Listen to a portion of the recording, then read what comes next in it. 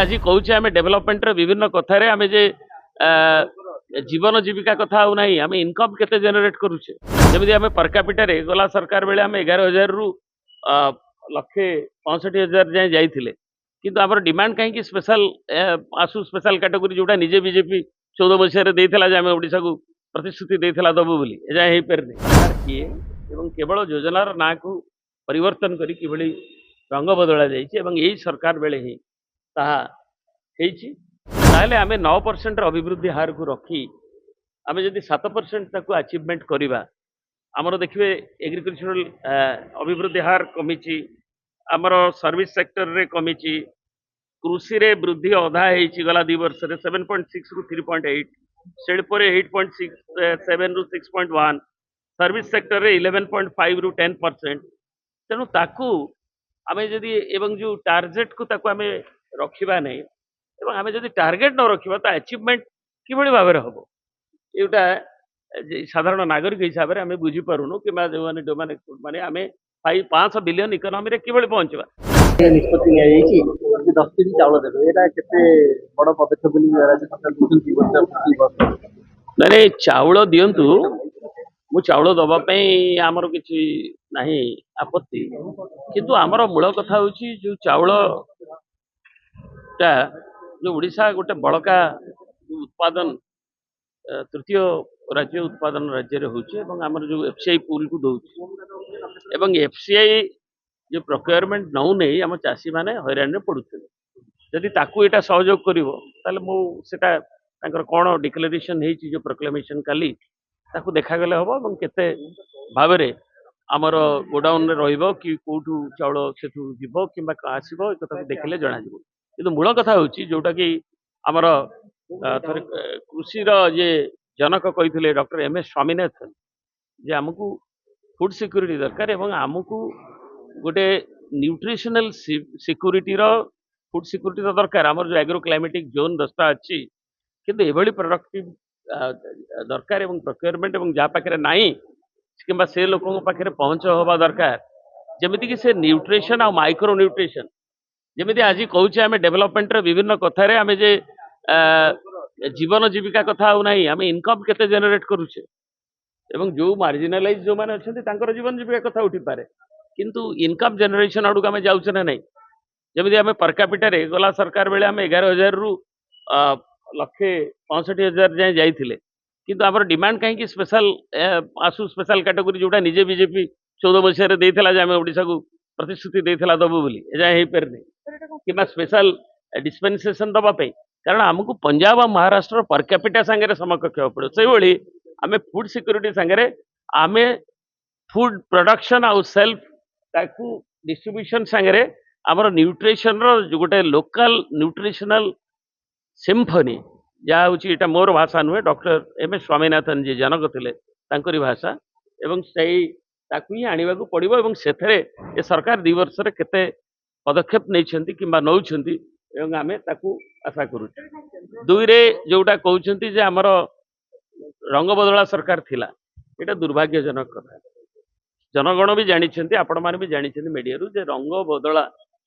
सरकार किए एवं केवल योजनार ना को परिवर्तन करी किभली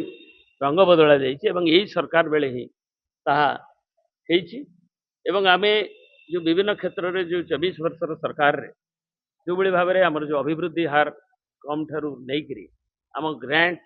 आसवा कम ठारू नहीं ओडिशार एवं आम जिते लक्ष्य रखुचे जे 36 मसीहा आ 10 वर्ष पर आम 500 बिलियन इकोनॉमी रे पहुँचवा से जो ठोस पदक्षेप आमर जो मायोपिक व्यू निमर जो अभिवृद्धि हार ताकू जदि आम 16% कि 14% न रखिपर यहाँ विशेषज्ञ मान मत डोमेन एक्सपर्ट को मत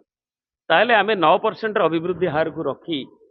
आम जदि 7% अचिवमेंट करवा आमर देखिए एग्रीकल्चरल अभिवृद्धि हार कमी आमर सर्विस सेक्टर रे कमी कृषि रे वृद्धि अधा गला 2 वर्ष 7.6 रु 3.8 शिल्प 8.7 रु 6.1 सर्विस सेक्टर रे 11.5 रु 10% तेणु ताकू आम जदि एवं जो टार्गेट को ताकू आम रखा नहीं एवं आम जदि टार्गेट न रखा तो अचिवमेंट किभली भाव हम एटा ସାଧାରଣ ନାଗରିକ ହିସାବରେ ଆମେ ବୁଝିପାରୁନୁ କିମ୍ବା ଯୋଉମାନେ ମାନେ ଆମେ 500 ବିଲିୟନ ଇକୋନୋମିରେ କିଭଳି ପହଞ୍ଚିବା। ଓଡ଼ିଶାକୁ ଆହୁରି 17 ବର୍ଷ 20 ବର୍ଷ ଅପେକ୍ଷା କରିବାକୁ ପଡ଼ିବ ସେଇ ଟାର୍ଗେଟରେ ପହଞ୍ଚିବା ପାଇଁ। ଏବଂ ଆମେ ଯୋଉ 24 ମାସର ସରକାରରେ ଯେଉଁଭଳି ଭାବରେ ମହିଳାଙ୍କ ନିର୍ଯାତନା ତାକୁ କମିବା ପାଇଁ ଯୋଉ ପଦକ୍ଷେପ 48,799 ଏନସିଆରବି ର ରିପୋର୍ଟ ଅନୁସାରେ ଆମେ ଯୋଉ ଯୌନ ନିର୍ଯାତନାରେ ଆମେ ଯୋଉ ପ୍ରଥମ କି ସେଇଭଳିଆ ସେଇ ଧାଡିରେ ଅଛୁ ହିଂସାରେ ଏନସିଆରବି ର ରିପୋର୍ଟ ଅନୁସାରେ ମହିଳାଙ୍କ ଅପରାଧରେ ଏବଂ ସେସବୁ ବିଷୟରେ ଏବଂ ଆମ ଏଫଡିଆଇ ଯୋଉ ଇନଭେଷ୍ଟମେଣ୍ଟ ଆସୁଛି କିନ୍ତୁ 39 କୋଟି ଟଙ୍କା ମାତ୍ର ଆସିଛି ଏବଂ ଆମର ଆପଣ ଜାଣିଛନ୍ତି JSW S Ram N Ram ଯୋଉ ସେମି କଣ୍ଡକ୍ଟର କଥା କୁହାଯାଉଛି ସେ ଓଡ଼ିଶାରୁ ଆଜି ପଳେଇଛି ଏବଂ ଜେଏସଡବ୍ଲ୍ୟୁ ତାର ଯୋଉ ଇଲେକ୍ଟ୍ରୋନିକ୍ସ ଆନ୍ଧ୍ରକୁ ପଳଉଛି ଅନ୍ୟ ବିଭିନ୍ନ ଯୋଉଟା ବଡ଼ ବଡ଼ ଇନଭେଷ୍ଟମେଣ୍ଟ ସେମାନେ ଆମ ଇନଭେଷ୍ଟମେଣ୍ଟର ଇକୋସିଷ୍ଟମ ସାଙ୍ଗରେ ଆମର ଯୋଉଗୁଡ଼ିକ ବଡ଼ ଇନଭେଷ୍ଟମେଣ୍ଟ ଆସିବାର ଯୋଉ ପ୍ରୟାସ ଆଜି ଏ 2 ବର୍ଷରେ ତାର ପଦକ୍ଷେପ କାହିଁକି ସନ୍ଦିହାନ ଲାଗୁଛି ଏବଂ ତାର ଦୃଶ୍ୟମାନ ହଉନି ଓଲଟା ଯୋଉ ଇନଭେଷ୍ଟମେଣ୍ଟ ଏମଓୟୁ ଘୋଷଣା କରାଯାଇଥିଲା ସେ ପଳଉଛି। ତେଣୁ ଏଭଳି କ୍ଷେତ୍ରରେ ଆମର ରପ୍ତାନୀ ସୂଚନାଙ୍କରେ ଯୋଉଠି 300 କୋଟି ରପ୍ତାନୀ ଥିଲାବେଳେ ନବୀନ ସରକାର ତାକୁ ଆମ ଦେଶର 7ମ ରପ୍ତାନୀ ରାଜ୍ୟକୁ ଆଣିଥିଲେ ପହଞ୍ଚ କରିଥିଲେ ଆଜି ତା 15ତମ ସ୍ଥାନକୁ ଖସିଲାଣି। ଷ୍ଟାର୍ଟଅପରେ ଆଜି 6ଠ ସ୍ଥାନରୁ 20ତମ ସ୍ଥାନକୁ ଖସିଛି। ଜଙ୍ଗଲରେ ଜଙ୍ଗଲ ସମ୍ପଦ କୁହାଯାଉଛି କ୍ରାଉନ ଡେନ୍ସିଟି କମି କମି ଯାଉଛି ଏ 2 ବର୍ଷରେ 185 ହାତୀଙ୍କର ମୃତ୍ୟୁ ହେଇଛି। ତେଣୁ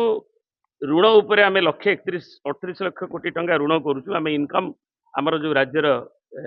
ରେଭିନ୍ୟୁ ତା କମି କମି ଯାଉଛି ଏବଂ 40%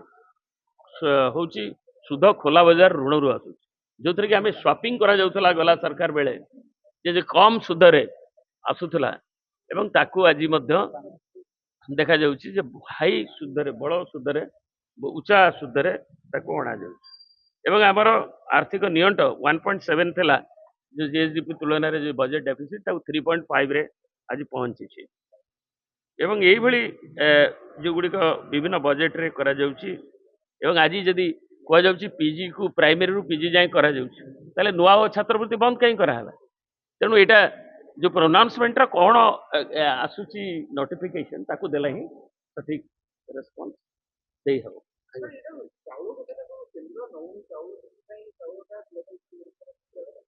ମୁଁ ଜାଣିନି ତାଙ୍କ ପାଖରେ କମ୍ୟୁନିକେସନ ଥିବ ସେ ଟୁଲରେ ଆମେ ତ ସବୁ ଚାଉଳ ଚାଷୀଙ୍କ ପାଇଁ ଯୋଉ ପ୍ରତିଶ୍ରୁତିବଦ୍ଧ ସେମାନେ ଥିଲେ